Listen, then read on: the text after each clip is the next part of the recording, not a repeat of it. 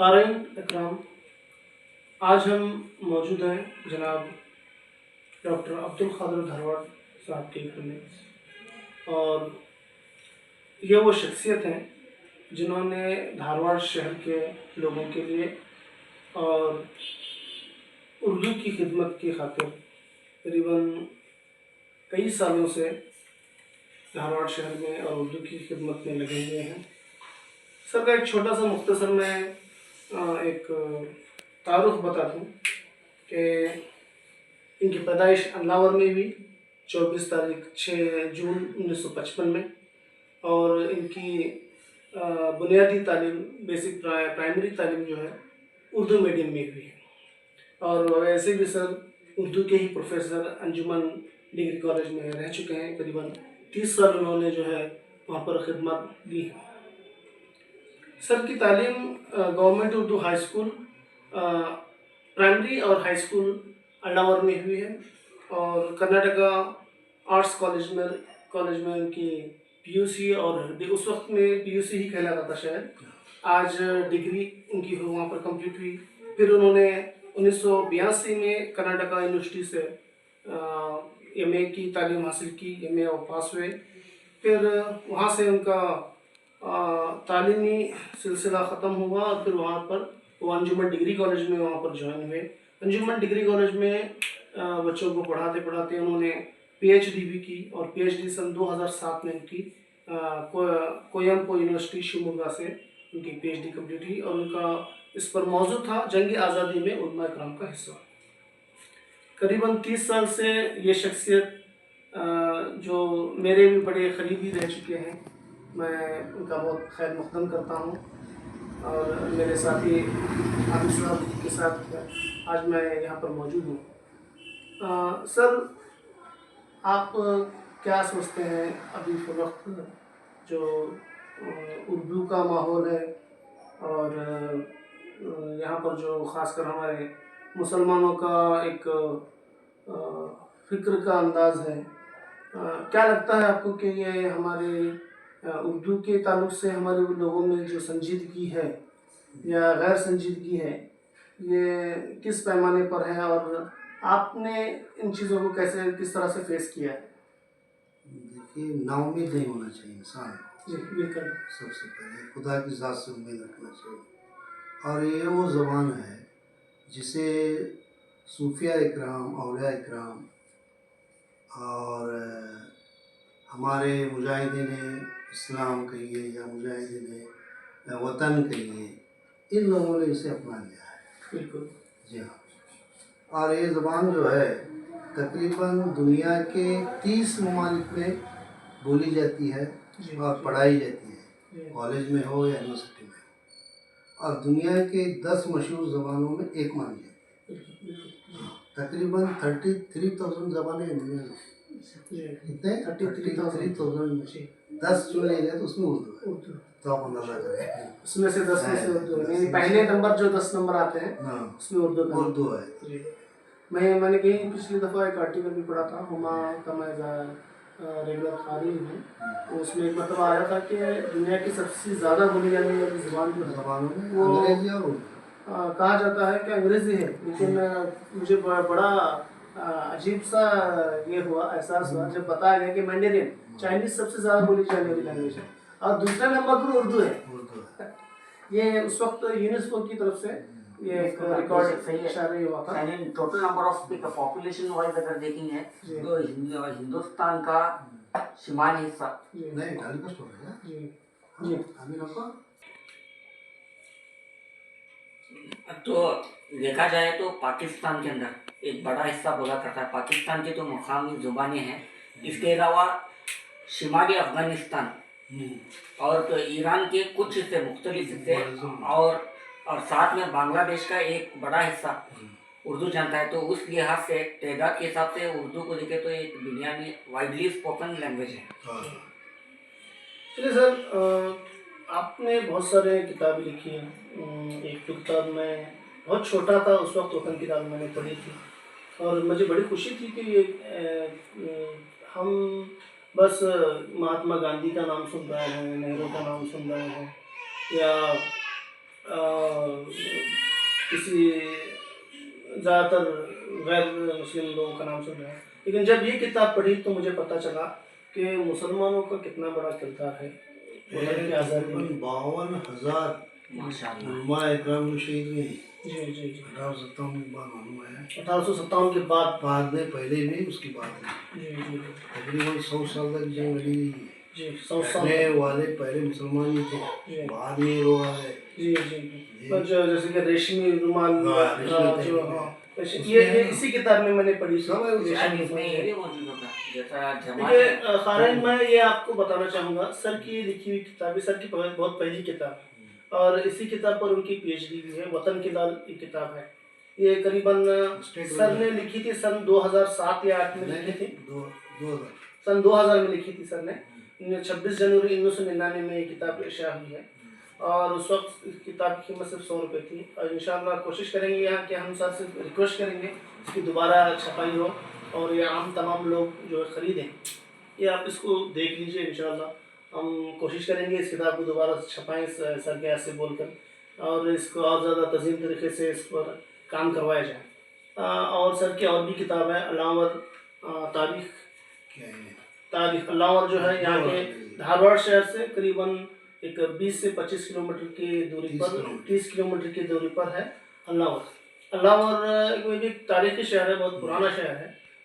आजकल इसको धारवाड़ ताल्लुक, धारवाड़ ज़िले का ताल्लुका भी ये कहा जाता है। और ये एक सर के कहने के मुताबिक ये एक अदबी इलाका था। यहाँ पर अच्छे खासे उर्दू और अंग्रेजी दोनों ज़बान जी उर्दू और अंग्रेजी ज़ुबान में ये किताब छपी हुई है। एक ही किताब में दोनों ज़ुबान इसमें है। इस किताब को भी ज़रूर लोग आप ख़रीदे पढ़िए। और एक किताब है जंग आज़ादी और मुस्लिम ख़वातीन। ये देखिए, जंग आज़ादी का मतलब लोग बहुत सारों को एक बड़ा कन्फ्यूजन है। तो उन सब की कन्फ्यूजन को दूर करने के लिए हम सर के साथ आज मिलने और मुलाकात करने आए, क्योंकि उनकी ज़्यादातर किताबें जंग आज़ादी पर लिखी हुई थी। और ये वो लोग हैं, ये प्रोफेसर हैं, ये कोई भी बात कहेंगे तो ऐसे ही हवा में तो नहीं कहेंगे। इनके पास एविडेंस है, इस जो भी चीज़ें हुई हैं इसका उनके पास बिब्लियोग्राफी होती है, इसके ताल्लुक से उनकी पूरी इंफॉर्मेशन होती है। इसी पर उनका पीएचडी हुआ है, इसी पर उनको जो है पीएचडी का इनाम मिला हुआ है और वो प्रोफेसर नहीं डॉक्टर कहलाते हैं। तो इस लिहाज से और एक किताब जो है धारवाड़ की, आज हम जिस शहर को हम धारवाड़ कहते हैं उसका पुराना नाम है नुसरताबाद। तारीख़ नुसरताबाद एक किताब है। इसमें हमारे धारवाड़ शहर का जो किला है, आदिल शाही किला है, उसकी भी तस्वीर छपी हुई है। ये किताबें अभी भी सर के पास मौजूद हैं। करीबन इस किताब को भी लिख कर शायद करीबन शायद 10 से 15 साल के करीब हो गया है। और सर थोड़ा मायूस है कि किताबें लोग खरीदते नहीं हैं। हमारे लोग को जो है किताबें खरीद कर पढ़े। उर्दू दान बहुत सारे टीचर्स हैं, तबका है। ये किताबें ज़रूरी है, दोनों ज़बान, उर्दू और अंग्रेज़ी ज़ुबान दोनों में ये किताब अवेलेबल है। दोनों में यहाँ पर इसको पीछे से अंग्रेज़ी और सामने से उर्दू, दोनों ज़ुबान में इस किताब को लिखा गया है। इसमें धारवाड़ शहर के जो पुराने और नए जो भी उस वक्त के तारीख़ी एतबार से लोग थे जिन्होंने खिदमत की थी, उनकी ताल्लुक भी इस किताब में मौजूद है और धारवाड़ शहर की पूरी तारीख़ भी मौजूद है। आप अपनी मालूमात के लिए अगर कोई IAS की कोई तैयारी कर रहा है तो उसके लिए भी किताब बहुत मुफीद है। वो उनके लिए भी अपनी खुद की क्योंकि मेरे अपने एक दोस्त ने बताया था, जब वो अपनी KBS की ये दे रहे थे, इंटरव्यू दे रहे थे, तो उनको पूछा गया कि आप किस कॉलेज में पढ़े, तो उन्होंने बताया कि हम CSE कॉलेज में पढ़े हैं, धारवाड़ में उन्होंने पढ़ाई की है। तो उन्होंने बताया कि भाई तुम शहर के बारे में क्या जानते हो जिसमें तुमने पढ़ाई की। तो ये एक इम्पॉर्टेंट चीज़ है। और बहुत सारे लोग हैं जो यहाँ से पढ़ कर गए हैं, तो उनके लिए ये चीज़ें बहुत ज़रूरी है। ये किताबें ये एक तरह से, मैं आपको लालच नहीं दे रहा हूँ, लेकिन एक चीज़ ऐसा है कि मुफीद जो चीज़ है आपके लिए जो ज़रूरी चीज़ है। ठीक है, हम यहाँ से एक थोड़ा टॉपिक को मैं चेंज कर रहा हूँ क्योंकि ख़ासकर मेरा ताल्लुक़ मुस्लिम लीग से है। अभी सर जनरल सेक्रेटरी हैं, मैं सदर हूँ और मैं चाहता हूँ कि मुस्लिम लीग के चंद लोगों ने एक बड़ा कारनामा अंजाम दिया था धारवाड़ शहर में, और जिसको आज एक सर्कल है जिसको जखनीबाग सर्कल कहा जाता है। वहाँ पर एक बहुत ही पुरानी निशानी बनाई गई है जिसमें अशोक चक्र लगा हुआ है। वो जो चीज़ है ये क्या है सर? इसमें मुसलमानों का क्या रोल है या मुस्लिम लीग के लोगों का क्या रोल है, इसके ताल्लुक से मैं जानना चाहूँगा। जो प्रोजेक्शन निकाला गया हम्म, उसमें ज़्यादातर मुसलमान हैं, जी जी क्योंकि शराब जो है इस्लाम में हराम है। जी तो जैसे ही यहाँ दुकान खोले गए, जी। उसकी मतलब उसको पूरा शराब- बैकग्राउंड बताइए सर, मतलब वो क्या, मतलब वो किस लिए ये हुआ था, लोगों को जानना है, मतलब वो जो ये बना है वो नॉन एक्चुअली किस लिए बना था? नॉन कोऑपरेशन मूवमेंट 1921 में शुरुआत हुई जी महात्मा गांधी की सदाकत में। जी तो पूरे हिंदुस्तान में जो है जलसे जुलूस होने लगे। जी तो यहाँ धारवाड़ में भी जो है नहीं, यहाँ भी एक ये जलसा हुआ। जलसे के बाद लोग जो हैं एक जुलूस की शक्ल में मेमोरेंडम देने के लिए डीसी ऑफिस पहुँचे। जी डीसी ऑफिस पहुँचने से पहले ही जी उन पर लाठीचार्ज किया गया, क्योंकि अंग्रेजों की हुकूमत थी। जी उसके बाद में जो है गोली फायरिंग की गई। जी। तो उस गोली फायरिंग में मरने वाले 3 थे। ठीक है, और तकरीबन 150-200 लोगों को जो है गिरफ्तार कर लिया गया। उसके बाद उसमें जो है डॉक्टर आबिद हुसैन जमादार के वालिद जी जी जी मोहम्मद गौस जमादार वो साथ थे। जी जी, मोहम्मद गौस जमादार साहब शायद ये वाकया जखनी बोली के सामने हुआ। सामने जो वहीं पर उसी के सामने हुआ। जहाँ यादगार है ने आज, हाँ वहीं पर ये हो। और वहीं पे देखिए इत्तेफाक की बात है, जो वो सर्कल है वहीं पे बहुत सारे शराब खाने हैं। शराब खाने है, और जो है वहाँ पर जो उनके खानदान से ताल्लुक़ रखने वाला एक मछली जो है फरोख्त करता था और रोड पर बैठ कर बेचा रहा। उसे जाकर मिला मैं, उसे जाकर मेरे को बोला कि क्या है, तुझे मालूम है क्या? बोले क्या, मुझे मालूम नहीं। तो उसे बोला मैं तेरा देखा तुम्हारे दादाजान का नाम है, उसे खुद मालूम नहीं। बड़ी अफसोस की बात है। देखिए जिन लोगों ने कुर्बानियाँ दी उनको उनके अपने बच्चों को मालूम नहीं है। ये किताबें लिखते वक्त है नहीं, मैं कई लोगों से मिला, बड़े बड़े लोगों से, मैं नाम लेना मुनासिब नहीं समझता।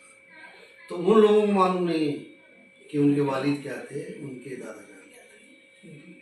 उनके नाम पर जो है आपने सारी ज़िंदगी गुजारी आयशो इशरत में, लेकिन क्या है वो मालूमात नहीं है, किसी को भी नहीं है। वो तारीख से ताल्लुक़ जब इंसान का टूट जाता है, देखिए अपनी ज़बान से, अपनी तहज़ीब से, अपनी तारीख से, तो इंसान जो है नहीं बिल्कुल कमज़ोर हो जाता है, उसकी कोई कदर नहीं होती। आजकल यही हाल है पूरे हिंदुस्तान में। बिल्कुल, जो लोग अपने माजी भूल जाते हैं उनका हाल बदहाल ही होता है, मुस्तकबिल का तो क्या ही कहना। अरे उर्दू का प्रोफेसर, उसके बच्चे उर्दू नहीं जानते, हालांकि कहा गया खुद भी है, कई लोगों को जानता नहीं की बात यही है। हालांकि उनसे कहा गया कि सारे बच्चों को न सही कम से कम एक बच्चे को उर्दू मीडियम सिखाओ। अगर सारे हम एक बच्चे को भी उर्दू मीडियम सिखाएंगे तो स्कूल जो है ना कायम रहेंगे और ज़बान हमारी ज़िंदा रहेगी। बिल्कुल, और ज़बान को एक सहारा मिलेगा। बिल्कुल। गवर्नमेंट की एड की आप फिक्र ही छोड़ दें, उनके हाल को उनको छोड़ दें, उनकी ज़रूरत भी नहीं है। हमें क्या है, अपनी ज़बान की हमें खिदमत कर सकते हैं, उसकी हिफाजत कर सकते हैं। वक्फ बोर्ड की इतनी सारी ज़मीन है, अच्छी खासी ज़मीन है। हाँ ज़मीन है, उसका इस्तेमाल करेंगे तो गवर्नमेंट की एड की हमें ज़रूरत ही नहीं है। बिल्कुल ज़रूरत नहीं। किसी की इमदाद की ज़रूरत नहीं है, चंदा मांगने की ज़रूरत नहीं है। क्या है, हम चंदा देने वाले हो जाते हैं। हमारे बुज़ुर्गों ने करोड़ों अरबों रुपए की जायदाद जो है छोड़ कर गए हैं कौम के लिए, लेकिन उसका सही इस्तेमाल ही नहीं है। ये तो बात शर्त है कि हाँ। इसका इस्तेमाल सही सही तरीके होना से हो। चाहिए, सही होना चाहिए। तो ये पूरी किताब पढ़ने के बाद थोड़ा मालूम ही नहीं जी जी। थोड़ा तो अफसर है। साथियों, मैं आपको एक बात बताना चाह रहा हूँ कि 3 लोग जो वहाँ पर उस वक्त शहीद हुए थे, तीनों के नाम मैंने अभी सर से लिए हैं। एक थे जनाब अब्दुल गफ्फार चुगताई, और थे गौस साहब, एक मलिक साहब। और इसको प्रोटेस्ट को जो किनकी सदरत में होता है, काजी रजीउद्दीन गुड़वाले, ये मुस्लिम लीग के एमएलए थे उस वक्त। और उनके साथ थे एडवोकेट अब्दुल करीम कित्तू, ये भी मुस्लिम लीग के एमएलए थे। और ये जो उस वक्त हमारा धारवाड़ जो शहर आता था, ये जो सिटी आती थी, ये बॉम्बे प्रेसिडेंसी में आती थी। तो बॉम्बे प्रेसिडेंसी से अगर बॉम्बे के लोग सुन रहे हैं, बॉम्बे प्रेसिडेंसी के लोग सुन रहे हैं, तो बेशक ये हमारा इंटरव्यू जो हम करेंगे ये यूट्यूब के हमारे तीनों चैनल्स में जाएगा, जिसमें बेदारी चैनल है। एक किला जो है ना, किला जी तो ये 3 हिस्सों में तकसीम किया गया है। जी एक हिस्सा जो है लिंगायत कम्युनिटी को दिया गया, एक मुस्लिम कम्युनिटी को, एक मराठा कम्युनिटी। अच्छा अच्छा, तो जो मराठा ये किला के तकसीम, जो ये आदिल शाही किला जो तकसीम हुआ उस हिसाब से हुआ है। 3 हिस्सों में तकसीम, यानी बाद में आज़ादी के फिर डिवीजन आज़ादी के बाद उसके पहले 1900 तकरीबन 1914 में कही है। 1914 में 1914 में अंजुमन इस्लाम की बुनियाद हुई। हाँ, इसीलिए तो उसी के तब बुनियाद भी आगे के जो है ना केली सोसाइटी की बुनियाद रखी गई अंजुमन की। हाँ, तो उस हिसाब से अंजुमन केली और तकरीबन यही सब और सोसाइटी एक हिस्सा बन गया मराठा कॉलोनी। तो आदिल शाही जो किला बना था जी अंजुमन इस्लाम धारवाड़, उनके फाउंडर है जी जी जी जनाब अब्दुल कादिर खान इब्राहिम खान पठान, जी लॉयर थे। He was a very self-respected gentleman. जी He never bowed his head before Mr. M.A. Jinnah, then President of All India Muslim League, and Jawaharlal Nehru, then President of Indian National Congress. He was elected as an independent candidate to Bombay Legislative Council for 2 terms. देखो, दो 1925 and 1926 to 1930. He was a magistrate of Shanur Court. He was a founder of Anjuman Islam Dharwad, and he had served as a president of municipality of Dharwad. He was responsible for the establishment of Muslim library and Muslim boys hostel in the year 1915 on Anjuman Islam campus. ये अभी शायद ये boys The people of Dharwad will never forget his valuable services and contribution to the society. ये तो लिख दिया है, लेकिन शायद ही किसी को जनाब पठान साहब का नाम भी पता हो मैं जिन्होंने फाउंडिंग ऑफ अंजुमन किया है। जी बोल को मैं उनको नामा भी दिया।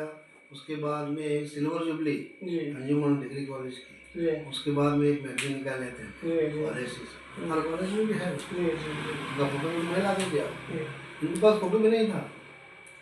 इनके बेटे रहते हैं बॉम्बे में, जी वहाँ हाईकोर्ट के लॉयर हैं, जी इनके इंतकाल हुआ जी तो वो उनके पास कॉपीज थी तो वहाँ से मंगा दिया। तो ये देखिए जिस शख्सियत से हम बात कर रहे हैं इनकी इतनी सारी खिदमत है, कौन जानता है इन चीज़ों को।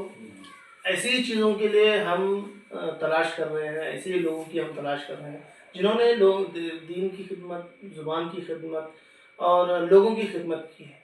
तो इस बात को मेरी मशहूर किताब जो है जी वो उस्ताद मुज़क्कर जी जी, वो वहाँ ओल्ड हुबली में मस्जिद के सिहन में उनकी मज़ार मुबारक है। जी ओल्ड हुबली किसी को भी मालूम नहीं था जी कि वो जो है इतने बड़े जो है जी शायर हैं। जी हाँ, शायर भी थे वो। जी वहाँ तो उनका थोड़ा सा कलाम मैं कलेक्ट करके जी उसे किताब की शक्ल में, एक छोटी सी किताब जी जी जी उस्ताद मुज़क्कर, इंशाल्लाह उस किताब को भी हम कोशिश करेंगे कि इसको हम हमारी वेबसाइट पर लाकर आएँ, आप लोगों को चालू से बताएं। अगर हो सके तो आपकी इजाज़त हो तो हम इसकी PDF इस्तेमाल कर लोगों तक इतना पेज मिला मुझको। जी मैं उनके घर गया, जाकर पूछा क्या करें, नहीं वो कौन पढ़ने वाले नहीं थे, क्या नहीं थे ये। उसे एक बंडल बनाया मैं, एक थैले में बांध कर उसे भेज दिया मैं। तो इतना बड़ा एक शायर का इतना बड़ा जो है अब कह सकते हैं दीवानी होगा वो, लेकिन उसको लोगों ने अपनी तरीके से ज़ाहिर कर दिया। ऐसा ये चीज़ें हैं। उर्दू ज़बान की जो है नहीं खिदमत करना चाहते हैं तो आप कुछ भी ज़्यादा करने की ज़रूरत नहीं है। बच्चे अगर आप इंग्लिश मीडियम में पढ़ते भी हैं तो उसे उर्दू पढ़ाइए आप कुरान शरीफ पढ़ाते नहीं हैं, बिल्कुल कुरान शरीफ इस तरह पढ़ाते हैं जैसा आप पढ़ाते हैं, बेसिक नॉलेज देते हैं, अलीफ बे वो सिर्फ उर्दू में पढ़ाइए, अरबी के साथ साथ उसे उर्दू में पढ़ाइए। और एक पेपर लीजिए, वीकली पेपर, डेली ले सकते हैं तो डेली लीजिए या वीकली लीजिए। तो वीकली एक पेपर लेकर उसे पढ़ने दें, किताबें पढ़ने दें, उससे पढ़ेगा वो। इस तरह से उर्दू की जो उसकी दिल में मोहब्बत रहेगी। एक बच्चे को उर्दू स्कूल भेजें, लेकिन क्या मानने के लिए तैयार नहीं लोग। नहीं, अभी लोगों में अभी भी ये एक अजीब किस्म का मखमसा है। लोग समझते हैं कि उर्दू मीडियम में बच्चा पढ़ेगा तो उसको नौकरी नहीं मिलेगी। ये उर्दू मीडियम ही नहीं क्या? अभी बहुत सारे कलियों में जब हम हाल ही में गौर करते हैं। आबिद हुसैन जमादार उर्दू मीडियम, जी इतना बड़ा डॉक्टर तो मेरे ख्याल धारवाड़ वाले बल्ला में नहीं, फिजिशियन नहीं था। हाँ, उतना बड़ा डॉक्टर होगा। बाद वो अब्दुल सत्तार जमादार डॉक्टर, हाँ, जमादार। इंडो अमेरिकन, इधर इसके पास थे वो जिगर था। इंडो अमेरिकन डॉक्टर है। उन्होंने रैंक होल्डर कहाँ के? America university, US university German, ये सर्जन जर्मन, उनको जर्मन नामी, उनके नाम के सामने जर्मन ही जोड़ा जाता था। उसके बाद जो आबिद हुसैन जमादार साहब भी केएमसी के रैंक होल्डर, केएमसी के रैंक होल्डर। देखिए जितने सारे लोग जो जमीर अहमद कित्तो इन्होंने पठान वाइस चांसलर थे। जी हाँ, उन्होंने उर्दू मीडियम जी घराना यूनिवर्सिटी है। जी। देखिए इतने सारे लोग बड़े जो बड़े उर्दू मीडियम जिनकी बुनियादी तालीम उर्दू थी, जिन्होंने सीखा उर्दू में, पढ़ा ली उर्दू में, सर्विस दी उर्दू में, और इनको नौकरी भी मिली। देखिए 100-150 साल इंग्लिश मीडियम स्कूल शुरू होकर कितने बड़े लोग निकले वहाँ से? बिल्कुल नहीं। वैसे भी यूनिसेफ का भी एक ये है कि पूरी दुनिया में उन लोगों ने एक रूल बताया है कि कोई भी बच्चा हो अपनी मादरी जुबान में सीखे। जब तक बच्चा अपनी मादरी जुबान में नहीं सीखता, उसकी अपनी जहनी नशोनुमा में रिकॉर्ड होती है और वो बच्चा समझ नहीं पाता बहुत सी चीज़ों को। ऐसा इसके लिए शायद 1-2 बच्चे समझ भी लेंगे, लेकिन सभी बच्चों के अंदर वो काबिलियत नहीं होती कि वो चीज़ों को समझे, क्योंकि घर में एक जुबान बोली जा रही है, स्कूल में कुछ अलग सीख रहा है। कंडीशन दे रहे हैं वो। जी डॉक्टर साहब हमें बता रहे थे कि उर्दू एक बेहतरीन जुबान है। गंगा जंगी तहजीब का सबसे पहला अगर कोई सबूत है तो उर्दू है। उर्दू जुबान और उर्दू जुबान का ऐसा कोई मिसअंडरस्टैंडिंग जो एक ना इत्तेफाकी ऐसा लोगों में पैदा की गई कि ये मुसलमान की जुबान है। बिल्कुल नहीं। हकीकत में उर्दू जो है संस्कृत, हिंदी, तुर्की, अरबी और फारसी जबान का मेल है। और ये सबसे बेहतरीन और तलफ़ुज़ और जो भी है इसके सबसे मेलोडियस, उनकी इतनी मीठी जुबान और नफीस जुबान है। तो इस चीज़ को बताने के लिए हम डॉक्टर साहब का पुरखलूस दिल से शुक्रिया अदा करते हैं। और मैं खासकर इस बात के लिए भी बहुत बड़ा शुक्रगुजार हूँ कि डॉक्टर साहब की बताई हुई चीज़ से हमें एक चीज़ मालूम पड़ी कि जखनी बावी सर्कल ये हमारे शहीदों का एक बहुत बड़ा एक निशानी है। इसको हमें बचाना है। और यहाँ पर डॉक्टर जनाब हमारा एडवोकेट चौधरी साहब, जाफर चौधरी साहब की एक बड़ी उसके ताल्लुक से बड़ी जद्दोजहद रही। उनकी जद्दोजहद के बाद ही करीबन 8 साल से वहाँ पर असिस्टेंट कमिश्नर या धारवाड़ की कोई कमिश्नर या फिर तहसीलदार आकर वहाँ पर जो है झंडा चढ़ाया जाता है, फ्लैग होस्टिंग होती है वहाँ पर बाकायदा। इंशाल्लाह मेरी आप तमाम से गुजारिश है कि ये इस 15 अगस्त को, हाल बहुत ही करीब में है 15 अगस्त की तारीख, पूरे शहर के जितने भी लोग हैं, मैं हर ज़ात व मज़हब के लोगों से इस बारे में पुरखुलूस जो है रिक्वेस्ट करूँगा, दरख्वास्त करूँगा कि आप उस दिन पहुँचें। सुबह 8 बजे वहाँ पर फ्लैग होस्टिंग होती है, आप लोग ज़रूर पहुँचें और इस फ्लैग होस्टिंग में हिस्सा लें और उन शहीदों को खराज अक़ीदत पेश करें। और मैं इतना कहते ही इस इंटरव्यू को यहाँ पर जो है आप लोगों से विदा देता हूँ। बहुत बहुत शुक्रिया।